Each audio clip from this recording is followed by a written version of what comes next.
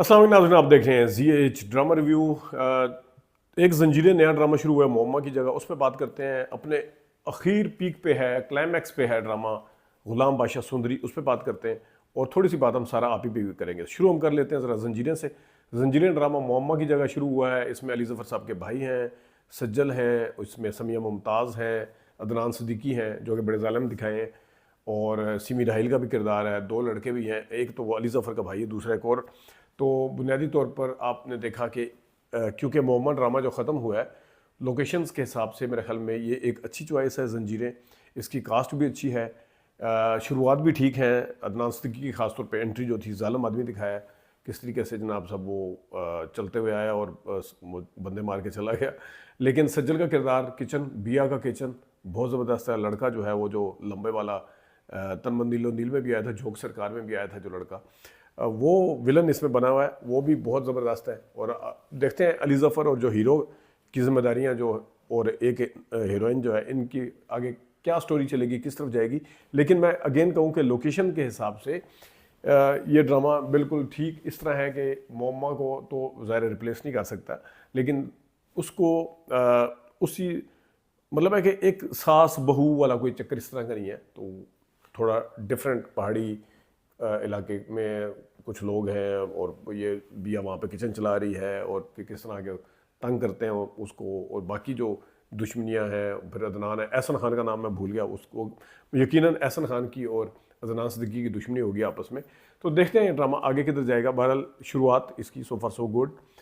आगे आते हैं जनाब बादशाह गुलाम बादशाह सुंदरी। मेरे ख्याल में काबली पुलाव के बाद और पामाल के बाद ग्रीन एंटरटेनमेंट का सबसे पॉपुलर ड्रामा जो है इस वक्त गुलाम बादशाह सुंदरी है। अच्छे व्यूज़ मिल रहे हैं, यूट्यूब पे भी अच्छे मिल रहे हैं, यकीनन इसको भारत में भी देखा जा रहा है। गुलाम बादशाह सुंदरी अपने स्टोरी के पॉइंट ऑफ व्यू से देखा जाए तो ये ड्रामा जो है असल में ज़ावियार नुमान का है। और मेरे ख्याल में अभी तक अगर ज़ावियार नुमान, मुझे नहीं पता कि उन्होंने कैसा कैसा काम किया है, मैं इतना को गौर से देखा नहीं, अब मैं पहली दफ़ा उनको देख रहा हूँ। ये ड्रामा असल में इमरान अशरफ से ज़्यादा ज़ावियार का है। ज़ावियार ने बादशाह के रोल में आके करके अगरचे नेगेटिव उसका शेड है, लेकिन उसमें उसने ये साबित कर दिया है अपनी केमिस्ट्री के साथ, अपनी अदाकारी के साथ, कि वो एक तरफा ही सही लेकिन सच्ची मोहब्बत करता है सुंदरी से। इमरान अशरफ उनका डॉक्टर, लोग कुछ कहते हैं कि डॉक्टर कहाँ से लगते हैं ये, और कुछ किस तरह बात ठीक है।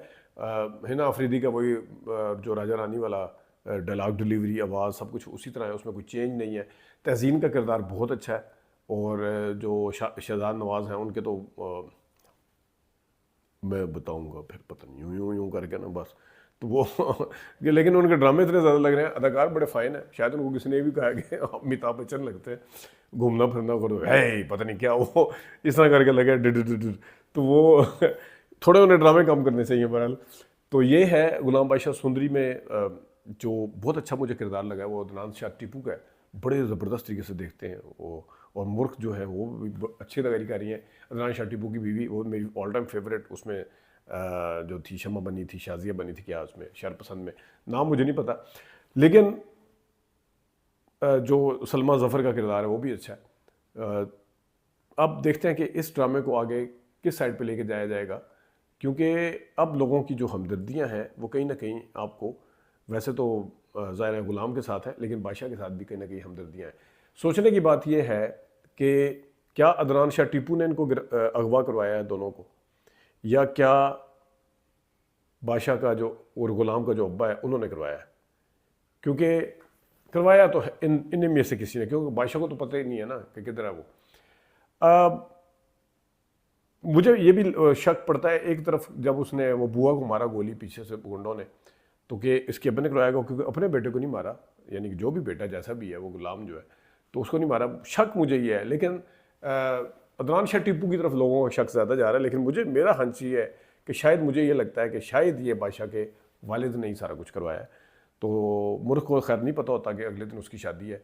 उसने डायलॉग बड़े अच्छे बोले, किस तरह नई नवेली दुल्हन को छोड़ के जाती है, यानी जितने वो हमदर्दियाँ समेट सकती थी कि नई नवेली दुल्हन के साथ वो किया है। फिर वो कैमरा की मिक्सिंग और वो चलते हुए जा रहा है।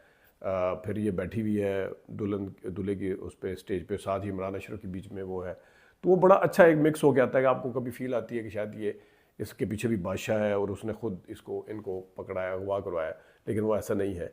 तो तहसीन बहुत अच्छा काम करनी है। अब आते हैं सारा आपी की तरफ। सारा आपी के भी एकदम से व्यूज़ उठे हैं। पहले बादशाह गुलाम सुंदरी और सारा आपी एक ही टाइम पे लगते हैं। सारा आपी का मेरे ख्याल में 1 मिलियन भी व्यूज़ नहीं आ रहे थे, लेकिन अब उसके 2-3 मिलियन आना शुरू हो गए। बीच में उसके 7 लाख, 5 लाख, 6 लाख आते थे, जबकि गुलाम बादशाह सुंदरी, हालांकि वो जियो पे भी नहीं है, वो कंपेरेटिवली इनके बाद आया ग्रीन एंटरटेनमेंट, लेकिन उसके मिलियंस में व्यूज़ आ रहे थे उसकी स्टोरी के लिहाज से। स्टोरी बड़ा मैटर करती है।